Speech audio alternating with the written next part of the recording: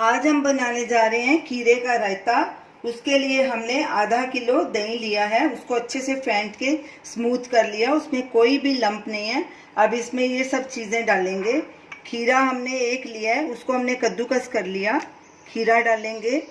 पुदीने की ताज़ी पत्तियाँ, कुछ पत्तियाँ ली हैं, वो तकरीबन 1 टेबलस्पून है, उनको बारीक काट लिया अच्छे से वॉश करके, ये भी डालेंगे पुदीना। काली मिर्च पाउडर 1/4 टीस्पून, भुना हुआ पिसा जीरा 1 टीस्पून, सेंधा नमक 1/2 टीस्पून या स्वाद अनुसार। अब इन सब चीज़ों को हम मिक्स कर देंगे।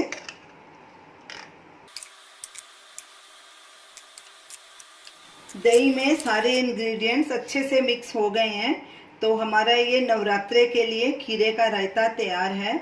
आप इसे वैसे भी खा सकते हैं, तो आप इसे ज़रूर ट्राई कीजिए और हमें अपना फीडबैक दीजिए और हमें बताइए कि आपको ये हमारी डिश कैसी लगी। हमारे वीडियो को शेयर कीजिए, हमारे चैनल को सब्सक्राइब कीजिए। Thanks for watching.